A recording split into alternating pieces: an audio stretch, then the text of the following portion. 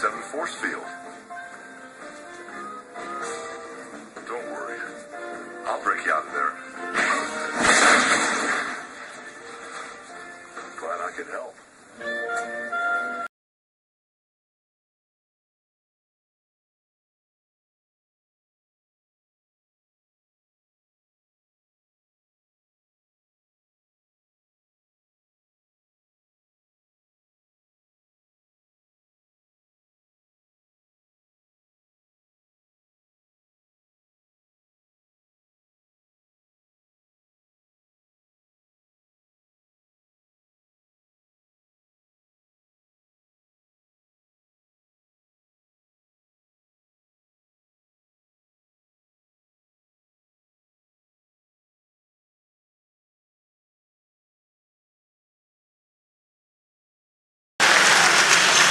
Lunch today, we had the great fortune to hear from Victor Davis Hanson, who was talking about those of us who have been repeatedly judged for our support of Donald Trump by these self-righteous, self-described anti-Trump superiors.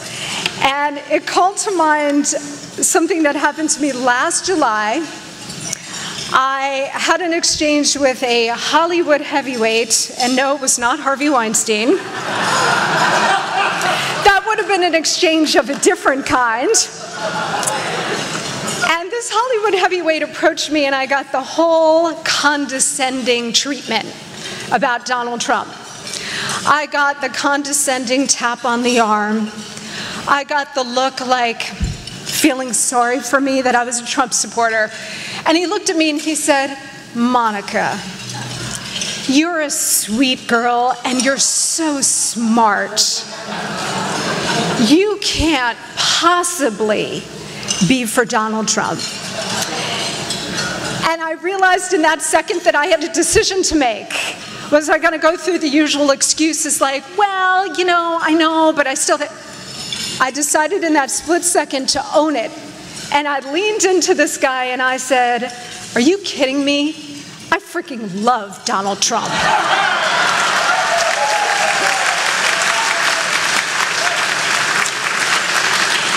And to my great surprise, it completely disarmed him. And he stood back, he wasn't expecting it. I said, "Are you kidding me? I freaking love him. And if I had 100 votes, I'd spend all 100 votes on Donald Trump." And he was immediately taken aback, and he said, "Oh, no, don't get me wrong. I hate her. I just don't know if I can vote for him." And it completely wrecked his entire line of argument. It worked like a charm. So for those of us who are experiencing this incredibly dangerous moment in American history, and that is all of us, because we are so far beyond normal politics now that none of us really have a true grasp of what's happening. And all of us in this room have a better grasp than most people as to what's really going on.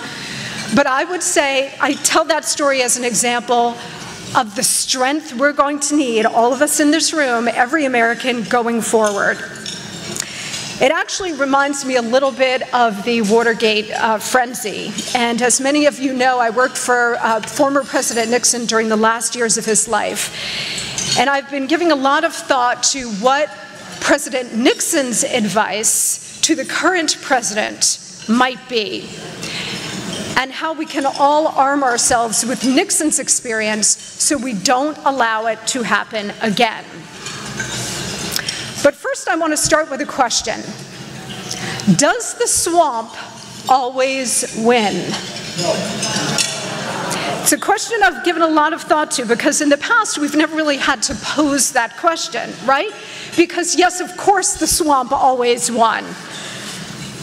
But the way we answer that question now, because it's an open question for the first time in a long time, is going to determine the future of this exceptional nation. Why has the swamp? And remember what the swamp is. The swamp is the ruling class, and it's comprised of the elites on all sides of the political spectrum. Why has it always dominated? We sort of take it for granted. Why has it always dominated despite repeated attempts by noble patriots over many years to try to chip away at its monstrous power? The short answer is that the swamp controls all the levers of power in this country. And they have the capability and the will to destroy anyone and anything that threatens its grip. The swamp is the perfect embodiment of Lord Acton's warning that power tends to corrupt, and absolute power corrupts absolutely.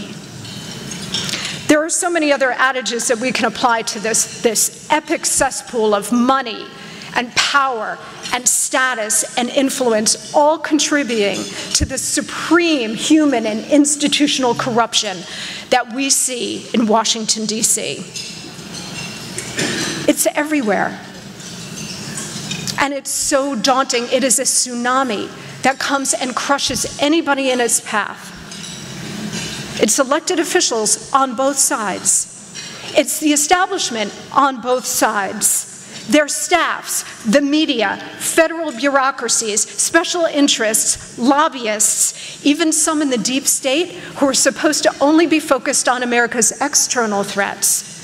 And even some in law and law enforcement who are only supposed to be interested in applying equal justice under the law.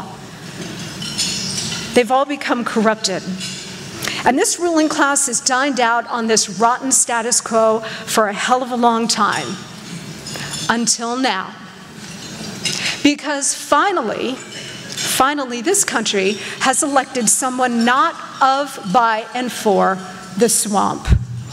Someone who owes them nothing and does not fear them. Donald J. Trump. I freaking love Donald Trump.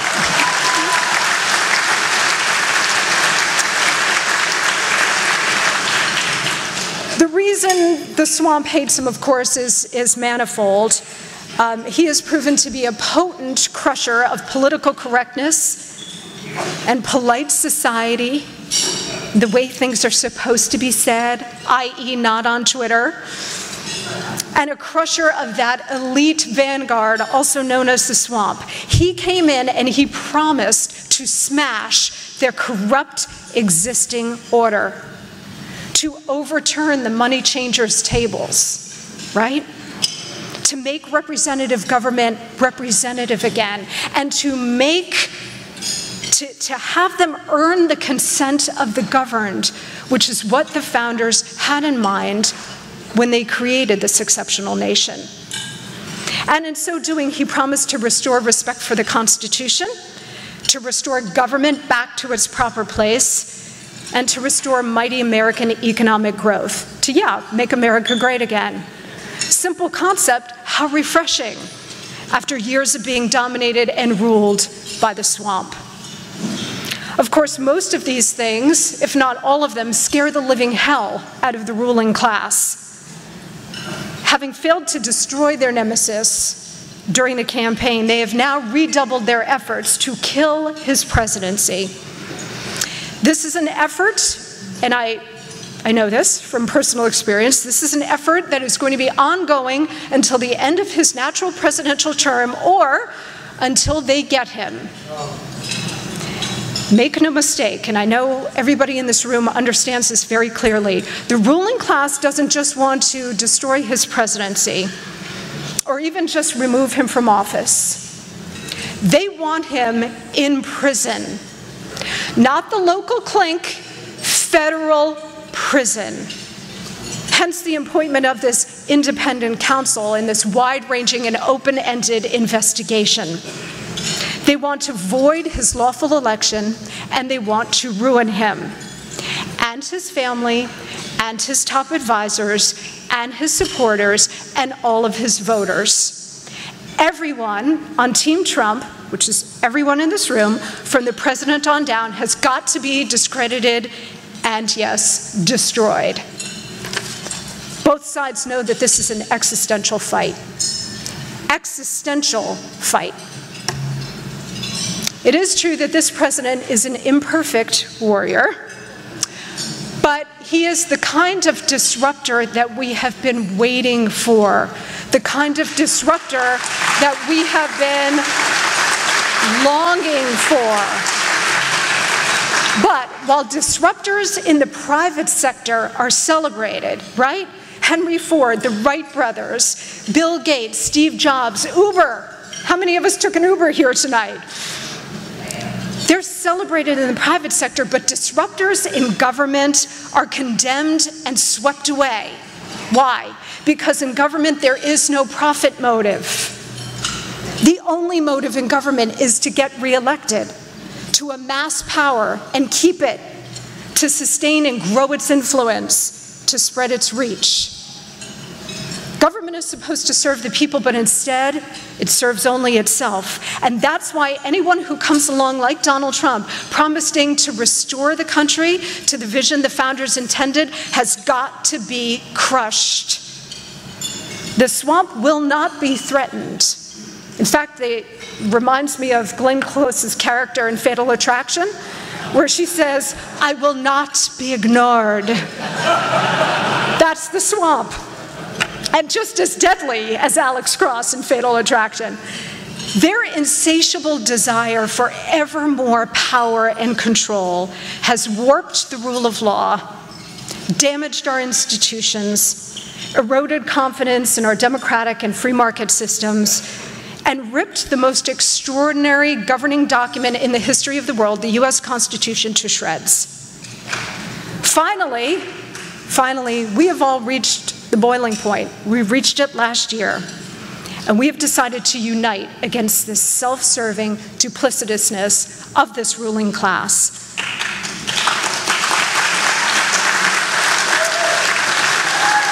You know, for years, the most significant and dangerous split in the United States and frankly across the West has been between the elites and the rest of us, right? And the rest of us have been left to navigate the consequences of the decisions of the elites, from unrestricted immigration to high taxes, while those elites use their means to levitate themselves above those decisions and those consequences. Over the years, many people have tried to take a stab at this beast. All noble efforts, but they've all failed because they've all eventually been pulled under by the dark, dark seductions of the swamp. Until last year, when the most unlikely swamp slayer in the universe emerged on the scene and did the unimaginable. I remember a few weeks after Donald Trump came down the escalator in Trump Tower, he made that now infamous crack about Senator John McCain. Remember? He said, well, I don't think he's a war hero because he was captured, and I like people who weren't captured, okay? Holy hell broke loose. We all remember this. A day or two later, I was sitting with the owner of a major political publication. And he was ripping Trump's comments as everybody else was. He predicted the end of Trump's candidacy like that. He said, well, he had an interesting few weeks, but you know, Monica, it's all over for him. He's done. And I gave him a long look and I said, what do you mean? And he said, well, you know, you can't attack the military. And I looked at him and I said, but Trump didn't attack the military. He attacked John McCain. Yes. And I said to him, the one point you're missing here is that the base hates John McCain more than they hate what Trump just said about him. And I said, mark my words, his poll numbers are going up, not down. And sure enough, they did. And they kept climbing, and he kept winning, despite making comments and moves that would have disqualified any other Republican candidate. And so it was that the man who never did this before pushed through a merciless 18-month campaign. First, he beat back 16 professional Republicans, some of whom had over $100 million. And then he had to fight a multi-front war on a different level. Think about it this way. Donald Trump had to fend off relentless and brutal attacks from the then President of the United States, the White House, Mrs. Clinton, the Clinton campaign, the Clinton machine, the far left, the Democrat establishment, the Republican establishment, Hollywood, the Academy, and the media.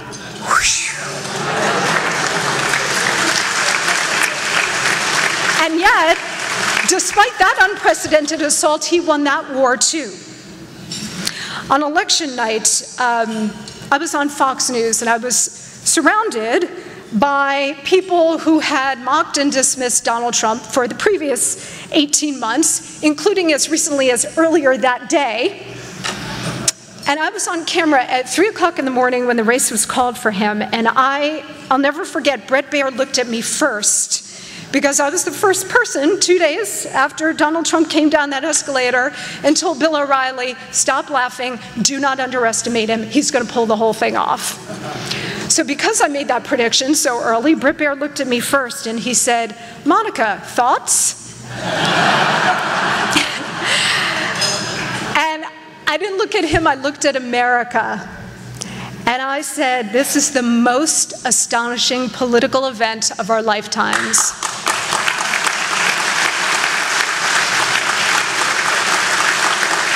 Maybe ever, maybe ever. But what we now know is at that moment, the swamp began its third and most serious counterattack.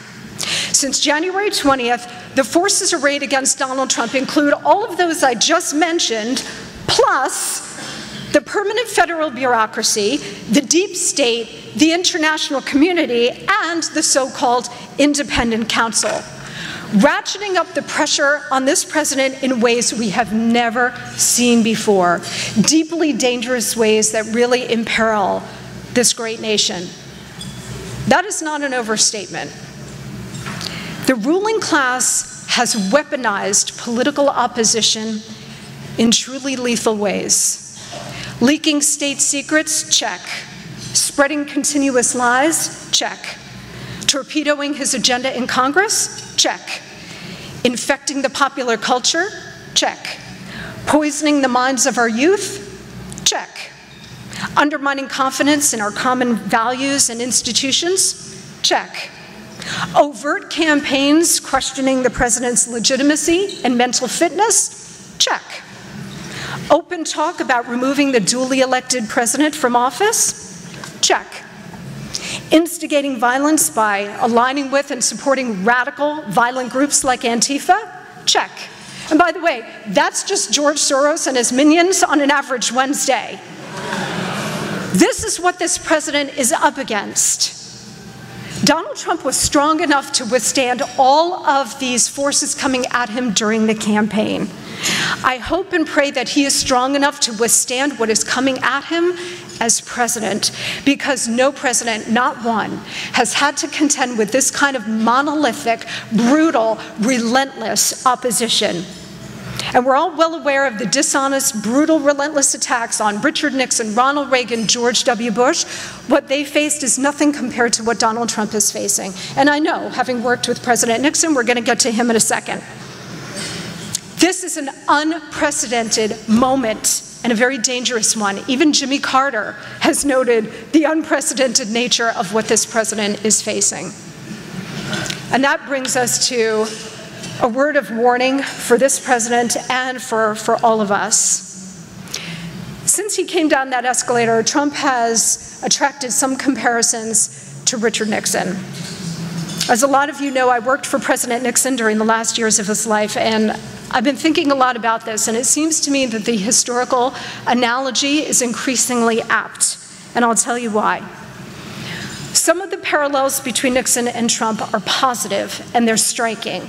Right? You have the scrappy Republican fighter who outmaneuvers all of his competitors with a really savvy appeal to the forgotten great silent majority.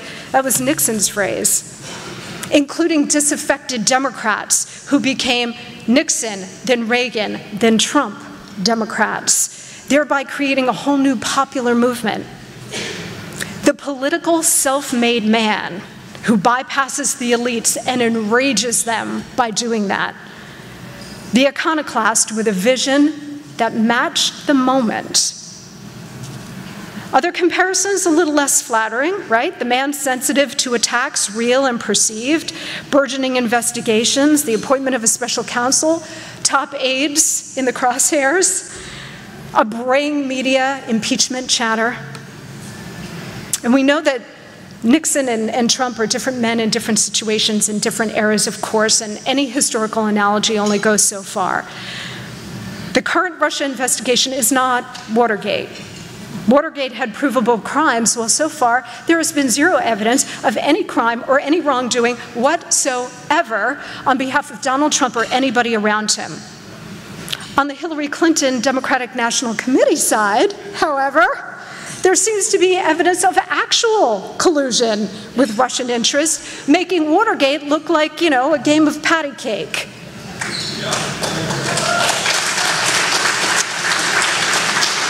Despite no evidence, at least so far, of wrongdoing, Nixon's experience, I think, should still serve as a cautionary tale for his successor.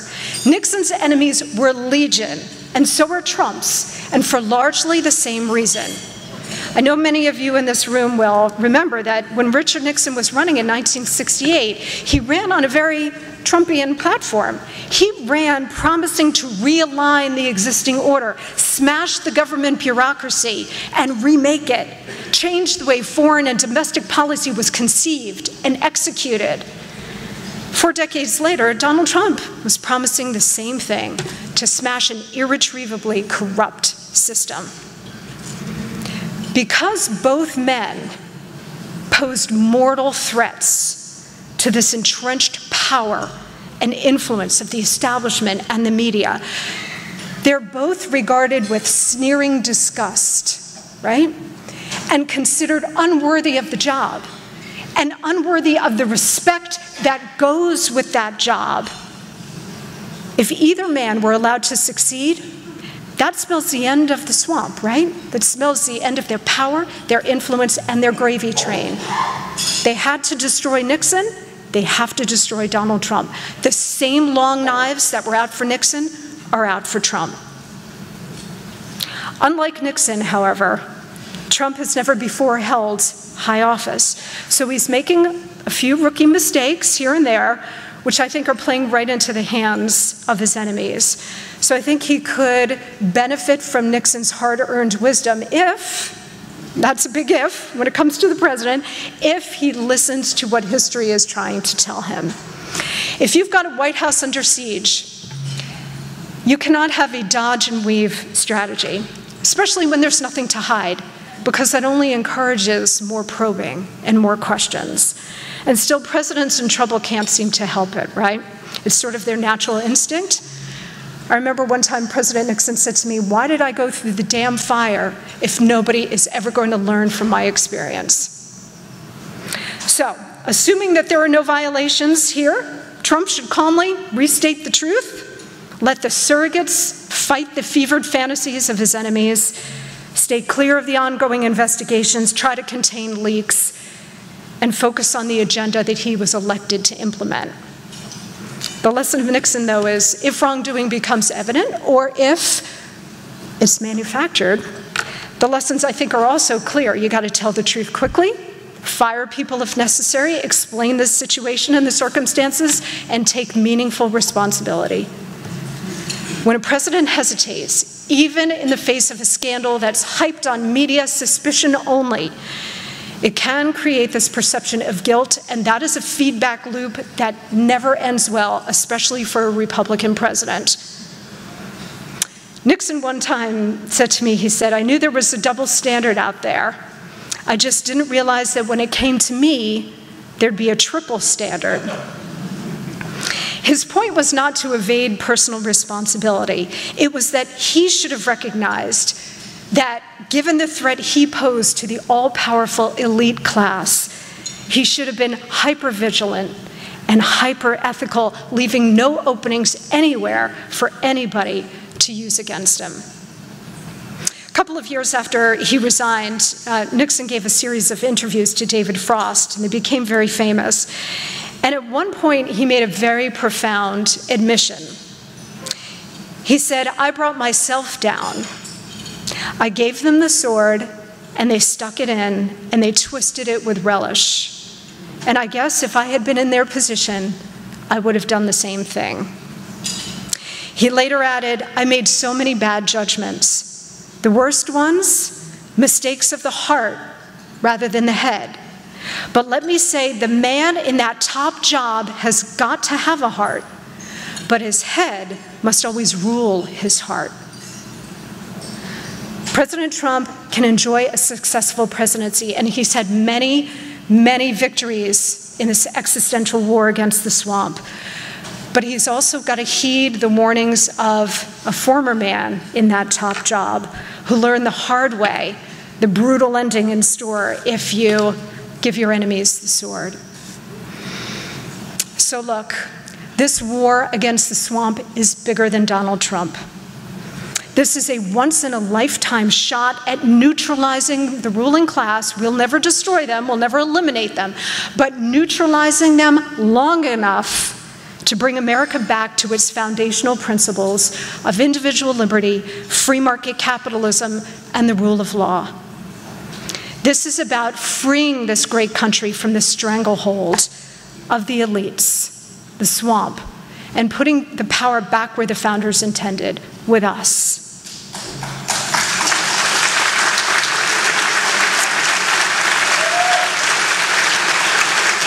But just as Donald Trump must do his part, we've got to do our part as well. The swamp has won its share of battles over the past year or so, claimed its share of scalps. We know those stories. It's hurt this president and his agenda. It's worn down the enthusiasm and will of many of his supporters. But I am here to tell you, do not lose heart. Many of us see our champion in Donald Trump. He may be imperfect, but in the words of former Secretary of Defense Donald Rumsfeld, you go to war with the army and the leader you have. Donald Trump has made mistakes, as all presidents do. But he remains dauntless in the face of this barrage, and for that he deserves tremendous gratitude and support. Donald Trump has discovered you only take flak when you're over the target. We're over the target. This is the moment that's going to determine whether we are truly going to have an American Reformation. If the swamp succeeds in destroying this president's agenda, we may never get another chance at this. But if he succeeds, we could have a Morning in America moment that will make Ronald Reagan's legendary era of optimism and reform pale in comparison. So I leave you with this rallying cry. Once more into the breach, guys.